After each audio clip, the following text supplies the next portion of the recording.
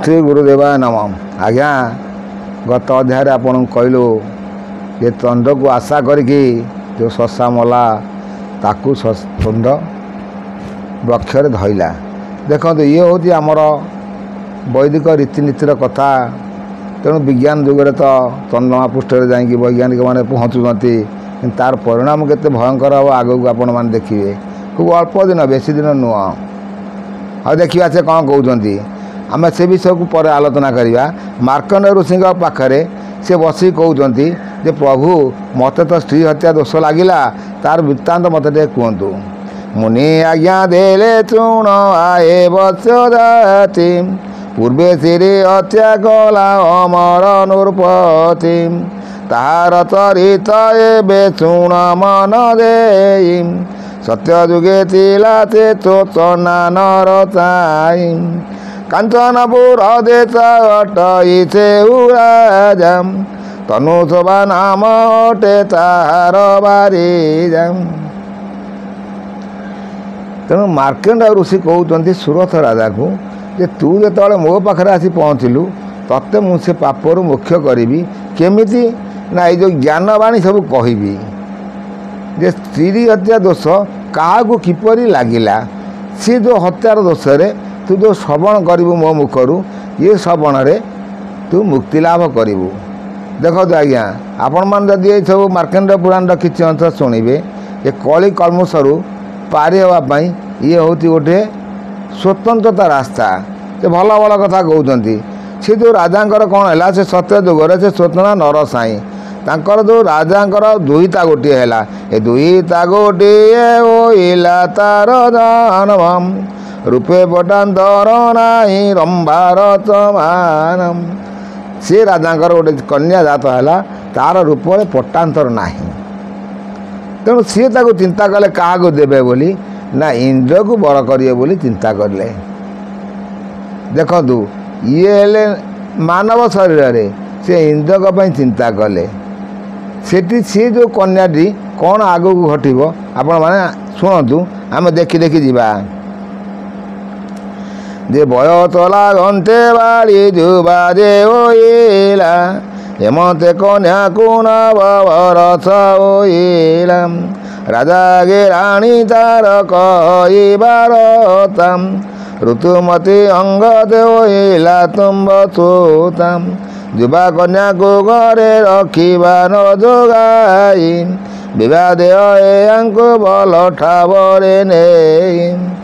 जितेबाला झील ऋतुमती है से राणी जा राजा को कहले राजन ऋतुमती हवा कन्या युवा अवस्था हवा कन्या को घर रखा ठीक नहीं किंतु आज युगपीढ़ी कौन हो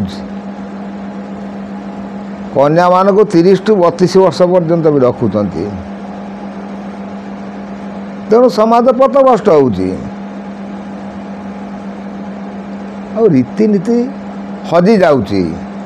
मानव तार सभ्यता संस्कृति जो पूर्वतन संस्कृति थिला ताको से भूली जाऊँगी। से जो भूल परिणाम पाई ये सब पापर भारे कलीर आयुष कमी जाऊँगी जुगर आयुष कमी जाऊँगी। गोटे परिवार जो असंतुष्ट तैयारी हुए जमी तार गोटे तार मुखिया जी तापर पड़े ये से भली सब हो। तेणु आम देखा से आज से कौन कहते आम देखा जे राजा चुणी बोईला मु बर करी अल्प दिन आउ तार मनोर्थी एते बोले करी राय बथिला एकांते भाई पंच मने दुई तार निमते बितार दिया को इंद्र को देवा पाई संकल्प करी सत्य करी अथ इटे मोई। से राजा चिंता करते मु तो इंद्र को देवाई यहाँ संकल्प करी तेणु से इंद्र देवटा को चिंता करते बितारु बितारु दियो हाथी हेला जुबा केमते उबारता पाइबे मगवाम इंद्र भुवन को पेथिबा को कहीं दूतम मंत्रे ते बोले करी कहीं चति समर्थम एते मन भितारे बाळई दंडधारी भाबु बाबू आते मिले नारद तपचारी ଏଇ କଥା ସେ ବସି ଚିନ୍ତା କଲା ବେଳକୁ ନାରଦ ମହର୍ଷି ଆସି ପହଞ୍ଚିଗଲେ, ଯିଏକି ହେଉଛନ୍ତି କଳିର ମଞ୍ଜି। ଦେଖନ୍ତୁ ଆଜ୍ଞା ସେ କ'ଣ କହୁଛନ୍ତି, ପୁଣି ଆମେ ଆପଣଙ୍କୁ ଆସ୍ତେ ଆସ୍ତେ କହିଯାଉଛୁ ଇନ୍ଦ୍ରକୁ କାହିଁକି ଦୋଷ ଲାଗିବ ତାଙ୍କ ପାଇଁ, ସେ କନ୍ୟାର କ'ଣ ଘଟଣା ଘଟିବ ମୁଁ ପୁଣି ନେକ୍ସଟ ଅଧ୍ୟାୟରେ ଆପଣଙ୍କୁ କହିବୁ। ଯେ ନାରଦ ଯେତେବେଳେ ଆସି ପହଞ୍ଚିଲେ ନାରଦଙ୍କ ସହିତ ସେ କ'ଣ ଆଲୋଚନା କରୁଛନ୍ତି ଆମେ ଦେଖିବା। ତୁମ୍ଭରତା ମୋରେ କହିବ ମୋହର ବେଦନା, ରାଜା ବୋଇଲେ ମୁନି ଜଣେ କଚୁଣ କିନାମ। ଏ ରାଜା ବୋଇଲା ମୋତେ ପଡ଼ିଲା କସନ୍ଦେହ, ଦୁଇଟା ଗୋଟିଏ ମୋର ହୋଇଲା ବିବାହ।